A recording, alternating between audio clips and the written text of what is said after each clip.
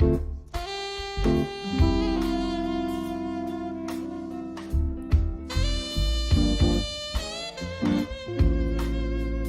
people's world. I was born in Uganda. My father was Ugandan.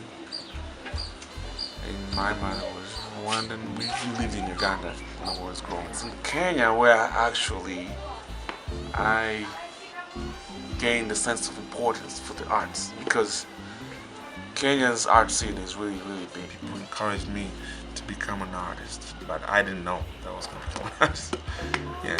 So given the surroundings, the environment, and the influence from my family and friends, given what I did at the time, drawing portraits and little things, led me to become an artist. My style, freestyle. I think my things are me. It tells you who I am, where I come from, my experiences with life in general, you know. So I'm more, sort of like semi-realistic, semi-impressionistic. I don't follow principles of art that much. I want to be free. I want to be able to be free to express myself whichever way I can. Interpretations, life in general, or whatever. I paint. I do a lot of sculpture, sculpture pieces, but very conceptual and very experimental in many ways. After school, I had to educate myself in the arts field. I call myself a self-educated artist because I had to go for workshops and try to fit in the art community. So it was a lot of struggle to identify myself, trying to fit myself in the art world. Getting the right materials in the beginning was really, really hard. And also finding a place where you could display your work was very hard. And also relating what you're doing, your product, and you try to relate it to what other people do, and see what level of practice you were. It's just a very, very, very challenging thing as well.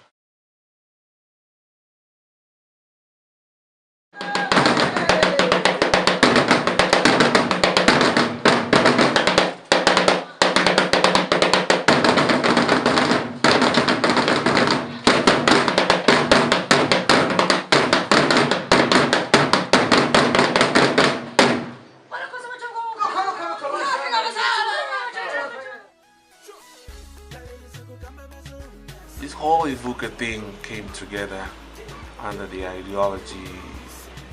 my ideology that I had at the time, that art should be involved in the reconstruction process of Rwanda. And this is a time when Rwanda was struggling to come back on its feet and reconcile, bring people together, create brotherhood and togetherness, and promote the peace on the ground. But I thought that art was left out. In Rwanda, when you look at Rwanda's history, art is not being of any fertility, in terms of breeding people and culture. It's been there, it's been there, but not at the level where someone would think that it would directly change people's perception and attitudes and mindsets, and believe that the youth are the future of this country, or wherever you go in the world, the young people are the future. So I thought about opening a space where people could come and freely express themselves through different mediums of art. I've always believed that art plays a very big role in terms of, rebuilding society, or also bringing together society. The idea of using art to transform society, bridge cultures, bridge art in the community, heal, to educate, to feed, all those kind of things. Because through the arts, you can provide yourself. You can educate the marginalized people in the society. You can help people understand the importance of the arts in developing the community, and also you can also help people to gain a sense of hope for the future. Arts in general play a very big role, in reconstructing such a society that had fallen apart. I chose the name Ivuka, which literally stands for rebirth, the rebirth of Rwanda, you know.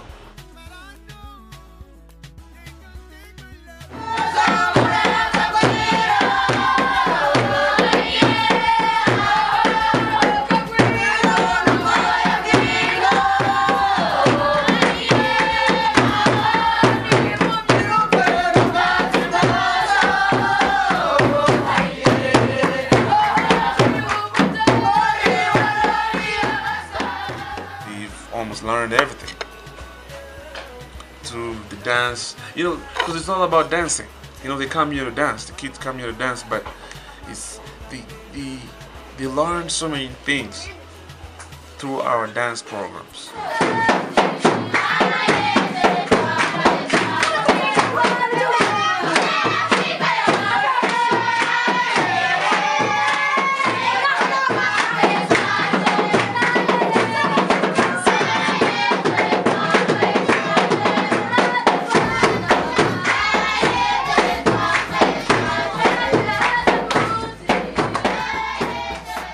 Teach them about peace, how to live with each other regardless of their backgrounds, you know, ethnic backgrounds, you know. We teach them how to behave in public.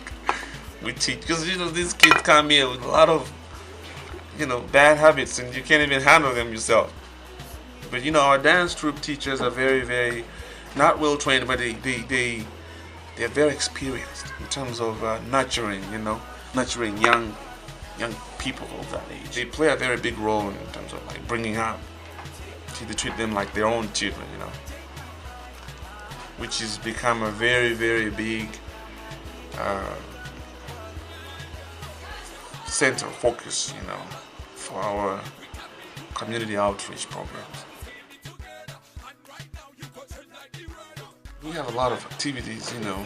For example, Emmanuel, he goes out to the community and he carries out outreach community outreach programs with orphans.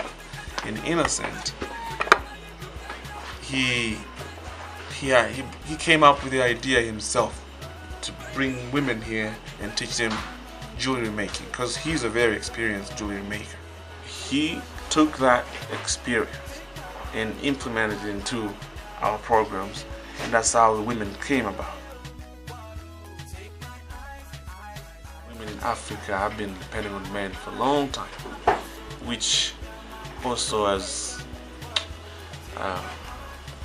hindered development. In my opinion, I think it has hindered development for a long time, because women play a very big role in the society. I feel like they've been marginalized for a long time. Women learn, you know, craft making and use their hands to create things that can sustain themselves, and also things that can teach them to live independently. We want to make things happen. See, you're going to see them here, and you practically see them engage in activities that empower them. I always say to people, they should always believe in themselves. It's very important to gain that kind of self-esteem. Believe in yourself and stick to your dreams, but follow the rules. Or what can I, maybe politely I can say, discipline.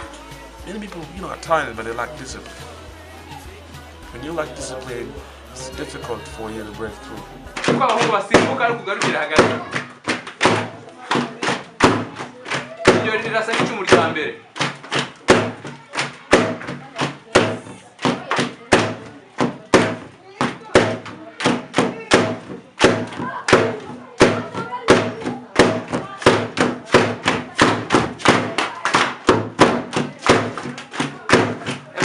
twatangiye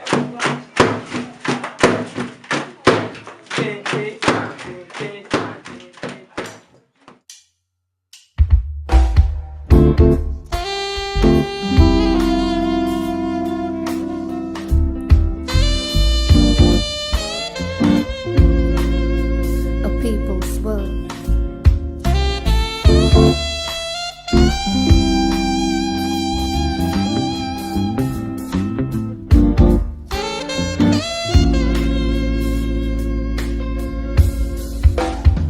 All my people, just stand up and let your voice be heard. I got the story to tell, so lend me your ear.